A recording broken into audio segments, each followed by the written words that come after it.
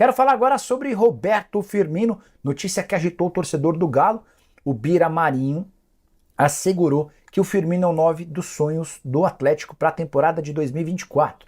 Que MRV, Banco Inter, Banco BMG e Betano já teriam se colocado à disposição para ajudar na operação e também no pagamento dos salários do atleta. Vale a lembrança de que o Firmino tem contrato com a Wali da Arábia Saudita até 2026 e está entre os brasileiros mais bem pagos do mundo, vencimentos próximos a 10 milhões de reais por mês. Importante lembrar ainda que o Firmino cogita a possibilidade da rescisão de contrato de forma amigável lá na Arábia Saudita diante da incapacidade de ser útil. Ele foi reserva nos últimos 6 jogos, não marca gol desde a primeira partida, enfim, coisa não anda boa para lá. Mas o que há de verdade nessa história? Consultei 2 fontes diferentes do Atlético e ambas asseguraram que não existe nenhuma chance de o Firmino ser contratado, discurso mais ou menos parecido ao que eu ouvi de dirigentes do Corinthians nos últimos dias. É possível até que em algum momento o Atlético tenha buscado informações para saber se o Firmino de fato cogita a rescisão de contrato no Al-Ahly.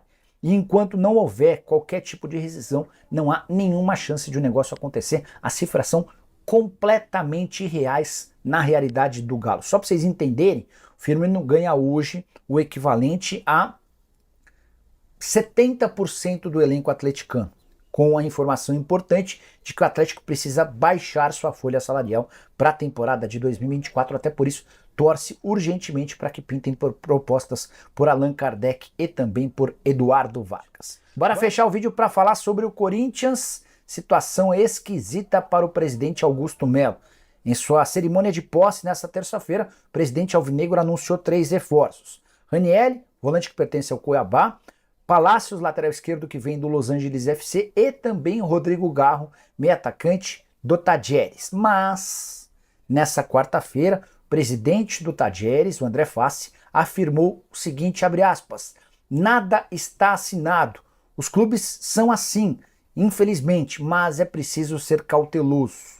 O presidente afirma que o Corinthians acelerou o processo de divulgação do acordo antes mesmo de o martelo ter sido batido.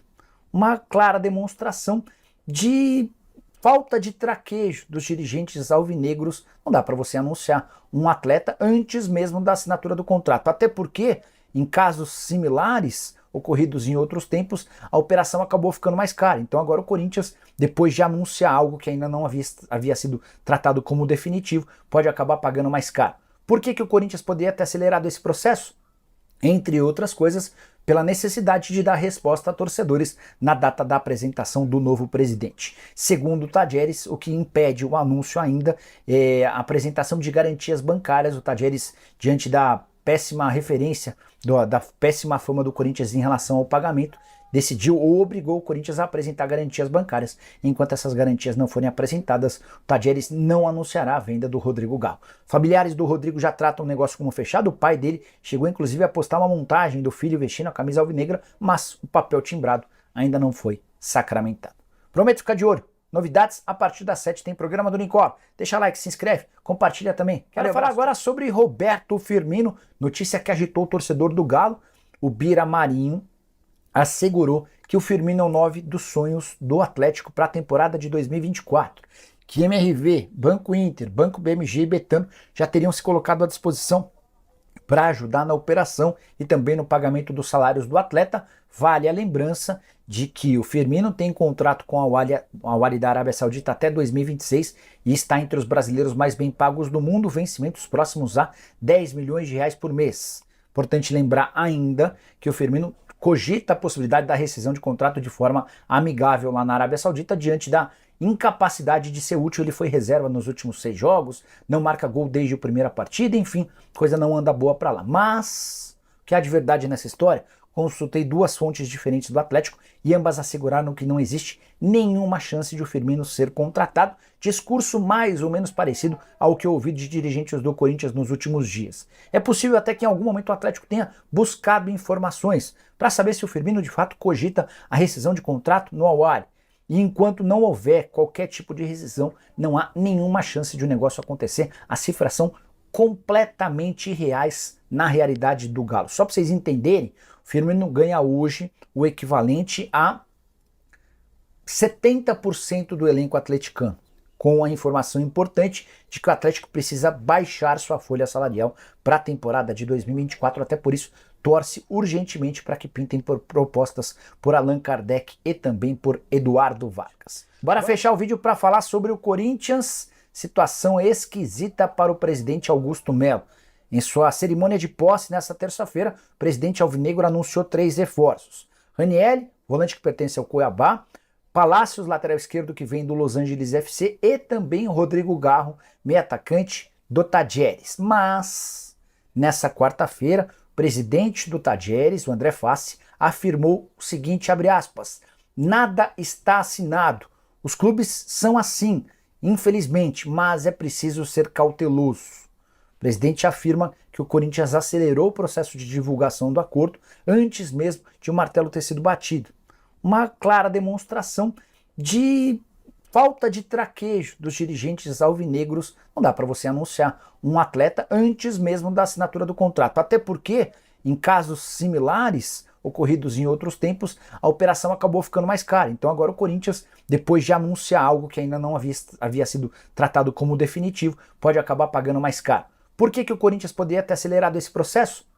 Entre outras coisas, pela necessidade de dar resposta a torcedores na data da apresentação do novo presidente. Segundo o Tajeres, o que impede o anúncio ainda é a apresentação de garantias bancárias. O Tajeres, diante da péssima referência, da péssima fama do Corinthians em relação ao pagamento, decidiu ou obrigou o Corinthians a apresentar garantias bancárias. Enquanto essas garantias não forem apresentadas, o Tajeres não anunciará a venda do Rodrigo Garro. Familiares do Rodrigo já tratam o negócio como fechado. O pai dele chegou inclusive a postar uma montagem do filho vestindo a camisa alvinegra, mas o papel timbrado ainda não foi sacramentado. Prometo ficar de olho. Novidades a partir das 7 tem programa do Unicor. Deixa like, se inscreve, compartilha também. Valeu, abraço. Deixa eu contar uma do Corinthians. Mais do que contar, deixa eu mostrar para vocês, cara. Ontem, na cerimônia de posse do presidente Augusto Melo, o Augusto cravou 3 reforços para o Corinthians. Diego Palácios, lateral esquerdo equatoriano, que vem do Los Angeles FC. Lateral meia boca, segundo o membro do canal, o Dario Iguchi, que torce para o Flamengo, mas mora em Los Angeles e acompanha muito de perto o Los Angeles FC, falou que é jogador mediano. Esse foi anunciado ontem. Ranieri, volante do Cuiabá, anunciado ontem também, 2,5 milhões de dólares por 60%. Também anunciaram o Garro. O problema é que o Garro é um meio atacante de 26 anos de idade que pertence ao Tajeres. O problema é que o presidente do Tajeres, o Andrés Fassi, afirmou hoje é quarta-feira, né? Afirmou hoje que o Corinthians anunciou sem que o negócio estivesse fechado. Vou até colocar na tela rapidinho, só para vocês entenderem um pouquinho do clima, a declaração do Andrés Fassi, presidente do Tajeres, tá? Rapidinho a gente já retoma para as perguntas, para as dúvidas, vocês vão mandando e a gente vai. Andrés Fassi, presidente do Tajeres da Argentina, explicou porque o clube ainda não anunciou a venda de Rodrigo Garro. O Tajeres só anuncia quando está assinado. Se assinar, nós anunciaremos a todos. É compreensível que o Corinthians esteja fazendo assim. Eles assumiram ontem. Só para lembrar, o Tajeres não assinou porque espera pelas garantias bancárias. A fama do Corinthians de mal pagador na Argentina é bastante grande, por causa do Fausto Vera e também do Estudiantes. Diante desse cenário, o clube argentino optou por só dar o negócio por fechado, por encerrado, assim que tiver as garantias bancárias do acordo. Deixa eu pegar mais participações do Alex. Salve, Nicola! Sou corintiano, mas se o Ferreira chegar no São Paulo, o que vai acontecer com o Galopo e o que você acha das contratações do Timão? O Felipe, acho que são posições diferentes, cara. O Ferreira vejo como um atacante de lado de campo, jogando pela direita, pela esquerda, mas um atacante de lado, enquanto o Galopo foi contratado como volante, mas se mostrou uma boa opção no Campeonato Paulista do ano passado, jogando como meio atacante, pisando muitas vezes na área adversária. Como o São Paulo naquele momento tinha dificuldade com o centroavante, o Rogério chegou até a utilizá-lo como um 9, mas ele estava quebrando galho, ele é no máximo um meia, o terceiro homem de meio campo. Acho que dá para os dois jogarem juntos, sem grande problema. Galopo está recuperado de um longo problema de contusão, e assim como o Caleri, como o Igor Vinícius e como o Ferrarese, todos voltam zerados para o início dessa temporada, tá? Sobre as contratações do Corinthians, Ranieri é uma aposta, o jogador que até outro dia estava no Avaí, foi contratado pelo Cuiabá, fez bom campeonato brasileiro, O Palácios eu nunca vi jogar, mas as referências que eu vi não são tão boas. O Garro, muito bom jogador. Eu acho que no final das contas a garantia bancária vai ser apresentada e o Garro será jogador do Corinthians, tá? Muito bom jogador. Para mim, talvez o melhor dos reforços até agora. Félix Torres eu nunca ouvi falar, mas uma pessoa que trabalha com o Mano Menezes disse que esse zagueiro é excelente. Muito bom zagueiro. É da seleção equatoriana, super artilheiro, enfim. São os nomes, os melhores nomes, né? Aí você tem o Hugo, lateral esquerdo, que chega para compor elenco. Quem mais? O Adriano ainda há uma indefinição em relação ao futuro dele, mais ou menos assim que vai funcionar. Jorge Alves, notícias do Corinthians, pede o Igor Souza. Igor, deixa eu até dar uma última atualizada aqui sobre o caso Davidson, o caso Adriano, desculpa. O Adriano é aquele zagueiro do Novo Horizonte. Boa noite. Tudo em ordem? Alguma novidade do Adriano?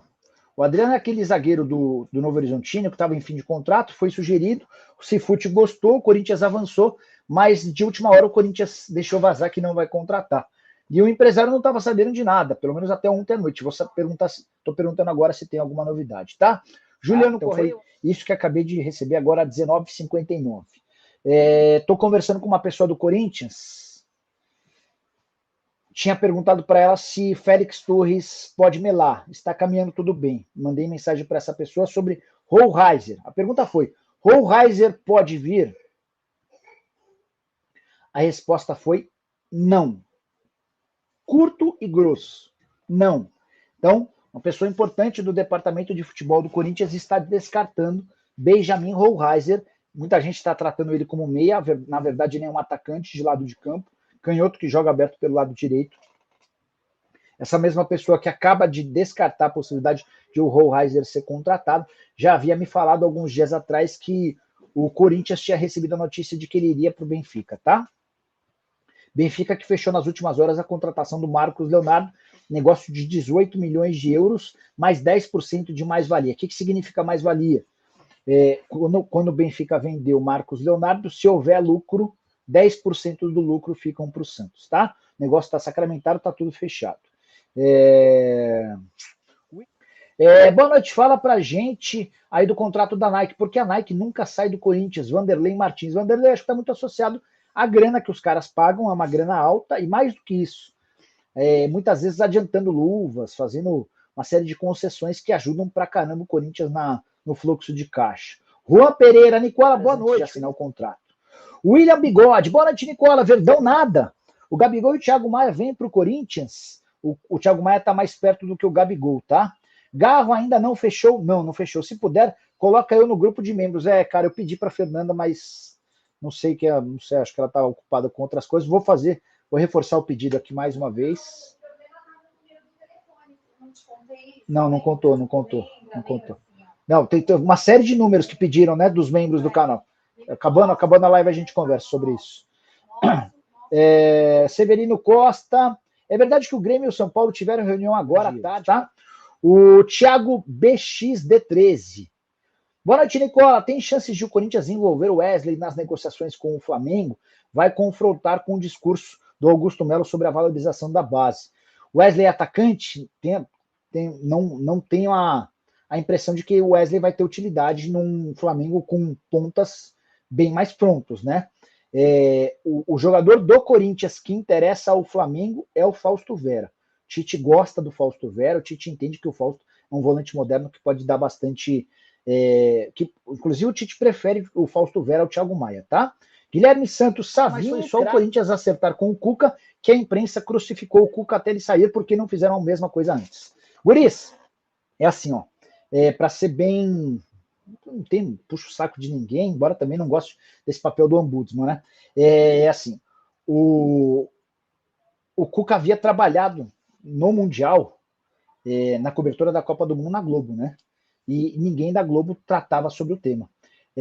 O tempo passou, as notícias foram ganhando um pouco mais de peso, e aí foi uma lacração total durante o período em que o Cuca estava dirigindo o Corinthians. Eu nem sei se isso é algo pensado contra o Corinthians, mas eu acho que o fato de o Corinthians repercutir tanto faz com que essa bolha tenha explodido no momento em que ele estava no time. Acho que depois da absolvição, não, desculpa, da anulação do julgamento, eu acho que o Cuca tem o direito de voltar a trabalhar, até porque, pessoal, isso aconteceu em 1987, né? Imagino que agora ele vai ter a liberdade de voltar a trabalhar. Torço para que isso ocorra. Acho que o Cuca tem possibilidade e capacidade de contribuir com o futebol brasileiro. Não sei o que vocês pensam sobre o tema, tá? O Gustavo